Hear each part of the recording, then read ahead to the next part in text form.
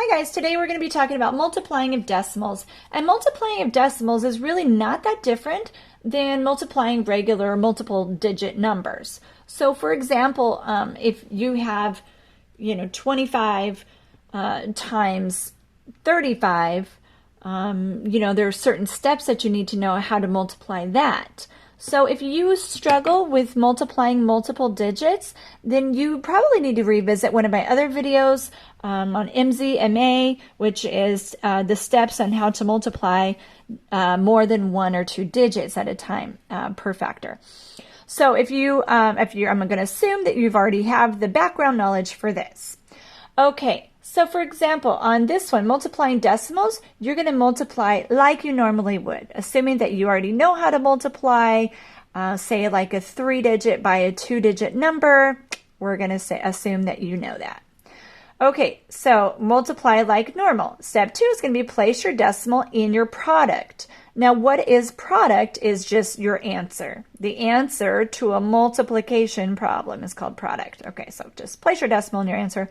And here's a little tip on where to put your decimal. It's very, very important where to put your decimal in the answer, because it doesn't work like adding and subtracting of decimals where you just pull it on down, line them up and pull them down. That's not the way it works with multiplying and dividing of decimals. You have to count the actual numbers behind each decimal in the problem. So for example, let's say we have a 3-digit number that happens to have a decimal. Okay, there we go, 24 3/10. And let's say we're going to do a 2-digit number with a decimal in there too. Let's just do, 7 8/10. Now, what does this mean, this little tip? Count the numbers behind each decimal in the problem. Well, behind each decimal in the problem. How many numbers are behind each decimal? Well, we have one number here behind this decimal and another number here. So we have 2 numbers behind these decimals. So in our answer, in our product, we need to, starting from the right-hand side, we're going to be counting 1, 2, putting our decimal in the number. So you'll get to that in just a minute, I promise. So multiply like normal. Let's start there. So we're just going to multiply by normal. So we have 3-digit by 1-digit. Here's our famous turtle head that I like to use too. And so here we go. So we have 8 times 3 is 24. So you have any 2-digit number. If there's another place, you're just going to put it right up here. You're still going to add any regroups up top there. So you have 24 is 8 times 3. Then you have 4 times 8. What is that? 4 times 8 is 32. 32 plus 2. Don't forget this guy up here, plus 2. So 32 plus 2 is what? 34. So you're going to put your 4 here and your 30 up here, your 3. Okay? All right, now you have 8 times 2, which is 16. 16 plus 3 is 17, 18, 19. So you have your 19. Okay, we're good so far. Now go ahead and erase all that stuff on top. Now, if you know how to multiply, you would know that the next step in this is not just to multiply this number, but you have to what? Well, part 1 is multiply. Then we have to 0. We have to put in a 0 as our placeholder for our second row, second number. You put a 0. Now, why? Because it's not just really a 7, it's a 7D. So there is your placeholder. Okay, so we're done with that 8. We don't need to revisit him. So look at what we have again. Now we have another 3-digit by 1-digit. And you just do the same thing. You always start with your ones place. So 7 times 3 is 21. So you put your 1 there, your 20, or your 2 up here. So your ones place goes down here, and your next one goes up here. Anything up here is regrouped and added. Now you're done with him. 7 times 4 is 28. 28 plus 2 is 29, 30. So make sure you keep everything lined up, that you don't squeeze it over here. You regroup your 3 from your 30. 7 times 2 is 14. 14, 15, 16, 17. I'm running out of space here. 17. And then you add them. Here's where you're going to need to know where to put your decimal. You have 4 plus. Now don't forget you're adding now. 4 plus 0 is 4. 4 plus 1 is 5.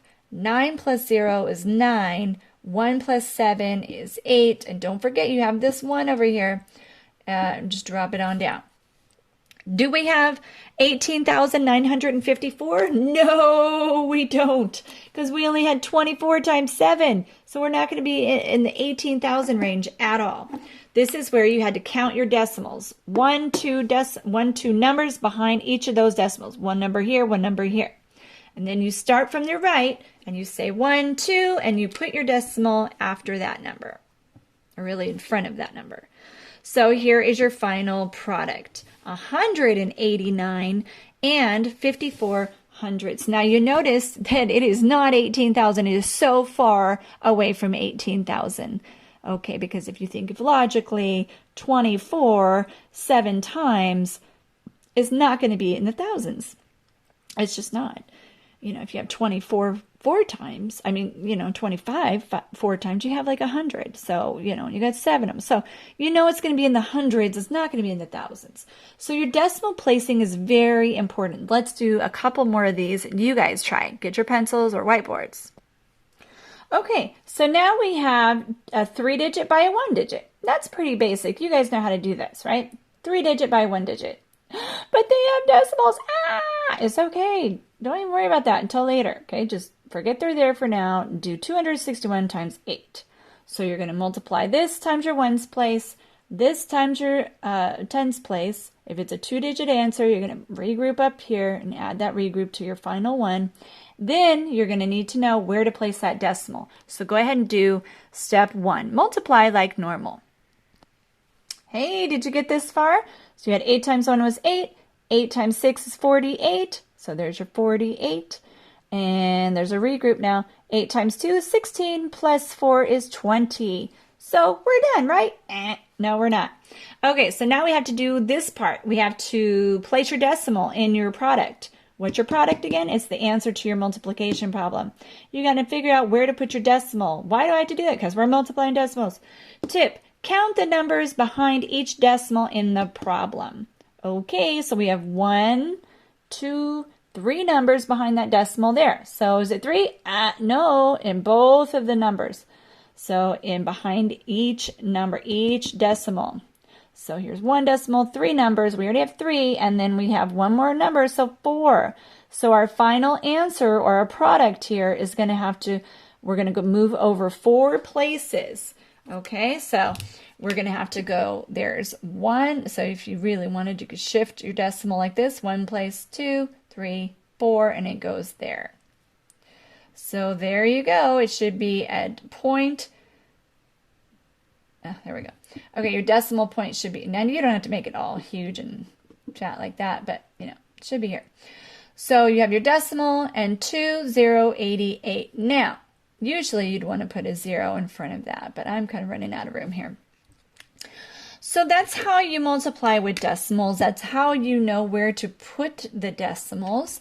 And you have to just count however many places are behind each decimal in your, these are called factors, right? Even though they're decimals, they're still factors in the multiplication problem.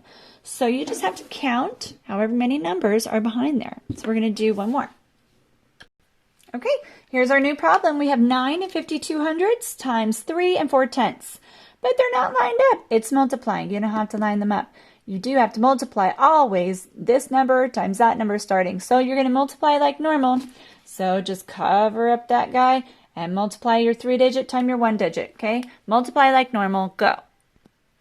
Okay, your 3-digit by 1-digit should be 4 times 2 is 8, 4 times 5 is 20, so you have your 2, 0. 4 times 9 is 36, 37, 38. There you go. And now your next one, don't forget, it's not just a 3, it's a 30. So you need to put your 0 as your placeholder. In your second row, put a 0. Okay, so your second row, you had a 0 as your placeholder. Then you had, you multiplied like normal. 3-digit by 1-digit. You should have 856 or 8,560 down here, but it's not really because you have to line them up now. Your decimal is going to be placed in your final answer, so you're going to add these up. So go ahead and add them up. And your last step, you got to count behind the decimal. So you have 1, 2, 3. So 1, 2, 3, and there you go. 12 and 368 thousandths.